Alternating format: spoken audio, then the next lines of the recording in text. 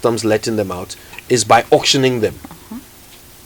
So if we're to follow that, and if that is what has happened in these cases, then is arrest the correct remedy to this? I mean, if someone has bought cables in an auction, should they be arrested? Now, I'd presume that if you're unable to pay your duty, at some point in time when customs decides to auction, they would let you know that since you've been unable to pay, we are auctioning these two. So it'll be important for us to know, has ECG been communicated to? Well, according to Dubik, they had, and that he kept writing to customs to ask them not to auction. So at what point did customs decide to auction? And if customs decides to auction, it will not be a secret auction.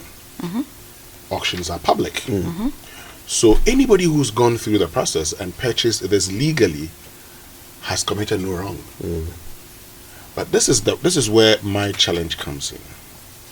At the beginning of the year, we're told some 2,500 ECG containers had not been cleared. Then subsequently, we're told 1,350 of them are missing.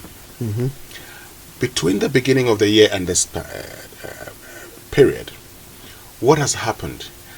It will be important, and one of the things it will be important that in all the conversation, one of the things we should be doing, we'll do it here too, is to find out from customs whether they've auctioned them. Did they, announce publicly they're going to auction these? Because they should publish them in the papers. Then we would find out. Yes, so, and in fact, even if they say they haven't auctioned them, they still need to explain how they got outside the port. Because it can't be done without them. So you've seen letters, some haven't been written by National Security Coordinator, requesting the release of a number of containers. So it's important to find out how that happened. But I also make the point, must it always be, so ECG imports cables into the country.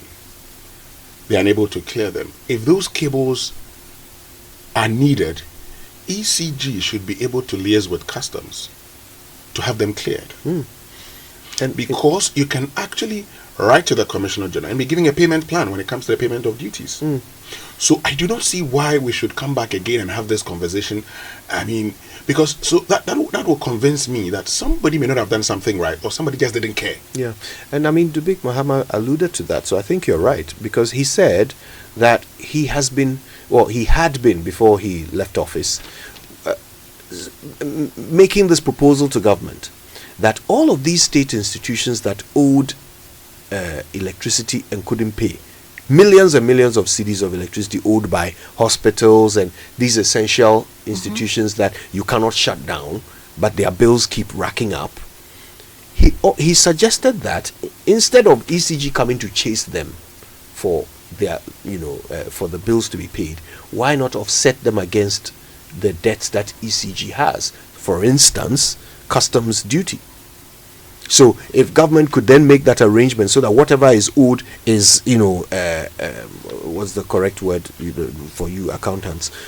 Offset against, their duty, it would bring down the bill and make it more manageable for ECG. Then, of course, your suggestion could come in of, a payment plan or some other proper management to ensure that the equipment that is needed by ECG for their operations is released for ECG to do their operations. Yeah. We'll talk more about that. And still on the front page, US slaps 10% tariff on Ghana and other countries. So, there's been a lot of conversation about, US having imposed a 10% tariff on Ghana and several countries as part of sweeping trade measures authorized by Donald Trump. The move, which follows a series of executive orders, has raised concerns about its impact on international trade and diplomatic relations. Ghana, a key US trade partner, is among the nations affected by the 10% baseline. So I have the list of, let me just, if we have time, we'll just come back. I'll come back and share some of the things that have been, some of the products that have been affected. Okay. But this is it. The US has actually slapped these tariffs on products that currently do not attract tariffs. So these products will now be paying tariffs for the first time. Yes. I see. It's not an increase on existing tariffs. It doesn't mean that for products that currently have existing tariffs. That's my understanding again. They're going to be, paying an additional 10%. because there are a lot of trade agreements here and there. So also, the point is we must realize is that we have CET, Common External Tariffs, that is ECOWAS. So there are certain tariffs that are uniformed throughout the ECOWAS sub-region. Beyond that, countries can then begin to give waivers, and there are exemptions that are granted to US products. This is it. What do we do is the question many people have asked. Ghana alone cannot, dare not, attempt to engage in a trade war with the US. I mean, let's get serious. We cannot do that. This is the period we have to start looking within Africa, the Africa Continental Free Trade Area. This is the time that we have to look at other countries that may be favorable trade-wise to Africa. Europe would come together, trade more, and then send a signal to the US. China and other countries could come together, trade more, and send a signal to the US. But also, so I sincerely think that this conversation should have been had years ago. In fact, as far back as independence, when we were talking about Akasanoma, priding ourselves as producing things that we needed, what happened to us? Later on I'll share with you the things that have been affected, the items that have been affected. Yep. But also on the front page, special prosecutor arrests journalist over private jet comment. And story on page 6 says that broadcast journalist Gordon Asare-Bediakon was last Wednesday arrested by the special prosecutor. He was questioned over an allegation that the special prosecutor requested a private jet to facilitate his work. Now, the 5 investigators demanded the source of the information, which the journalist refused to mention, following which he was granted bail in the sum of 5 million Ghana cedis and to report yesterday. Now, Gordon Asare-Bediakon described the encounter this way. I received a call around 12:30 from someone claiming to be an OSP officer. The caller requested meeting at Asare-Bediakon's workplace, Wontumi TV or Movement TV, for what was described as a mere conversation. Gordon said he ignored previous invitation and turned up at the office of the special prosecutor. Upon arrival, I was ushered into a room with 5 individuals and questioned about statements I made on Movement TV 2 weeks earlier. The remarks were allegations that a special prosecutor had requested a private jet from the previous government due to the high-risk nature of his role, he disclosed. Asare-Bediakon admitted to making the statement but insisted they were based on information he had received.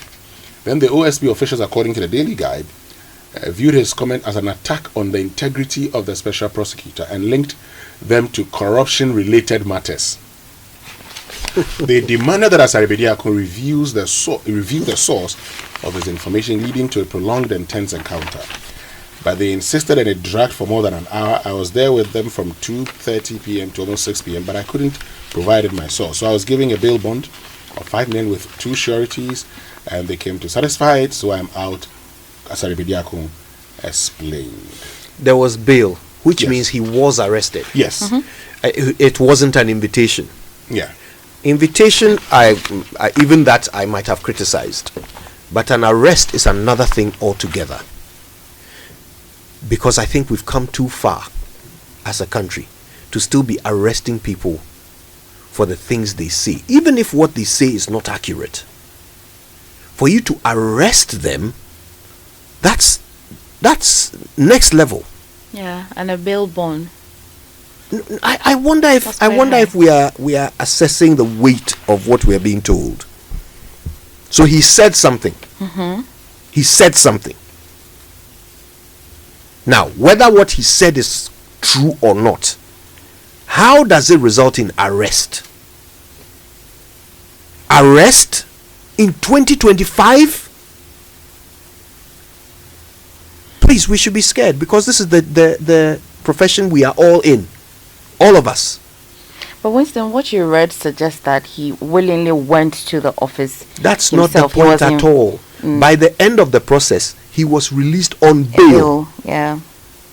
Which will mean that what your action must And amount to be perfectly criminal. honest, Yeah. if even it had been just an invitation, even if it had been just an invitation, I would still have been concerned.